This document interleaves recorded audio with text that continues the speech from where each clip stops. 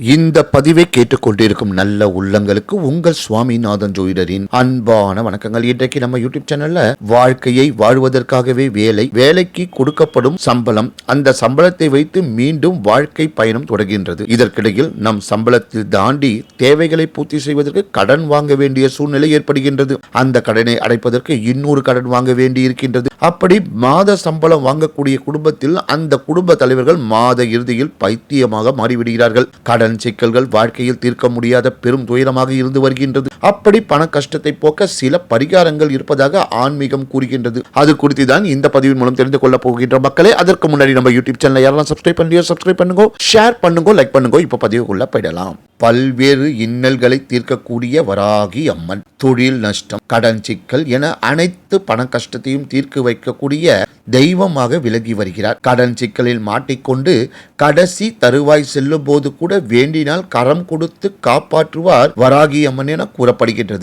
அப்படிப்பட்ட கடன் சிக்கலில் இருந்து தப்பிக்க கடன் சிக்கலில் மாட்டிக்கொண்டவர்களே தனது கையால் பரிகாரம் செய்ய வேண்டும் என கூறப்படுகின்றது. நிவர்த்தி செய்ய 2 பரிகாரங்கள் இதோ உங்களுக்காக மக்களே. நம் வீட்டில் இருக்கக்கூடிய பொருட்களை வைத்தே வராகி அம்மனுக்கு பரிகாரங்கள் செய்யலாம். துளசியும் ஏலக்காயும் போதும் பரிகாரம் செய்து விடலாம். ஏனென்றால் இவை 2 மகாலட்சுமியின் அனுகிரகம் கொண்ட பொருளாகும். ஒவ்வொரு மாதமும் வரக்கூடிய பூர நட்சத்திர நாளில் வராகி அம்மனுக்கு ஏலக்காய் மாலை சாற்றி வழிபாடு செய்ய வேண்டும். வாரந்தோறும் சனிக்கிழமை அன்று வராகி அம்மனுக்கு இந்த பரிகாரத்தை செய்யலாம். உங்கள் கைகளாலேயே ஏலக்காய் மாலை கோத்து அதனை அம்மனுக்கு சாற்றி வழிபாடு செய்தல் வேண்டும். வீட்டுக்கு அருகே வராகி அம்மன் கோவில் இருந்தால் அங்கு போய் இந்த பரிகாரத்தை செய்யலாம். அப்படி இல்லை என்றால் வராகி அம்மனை மனதில் நினைத்துக் கொண்டு 2 மண் அகல் விளக்கு தீபம் ஏற்றி வாரம் பிரார்த்தனை செய்யலாம்.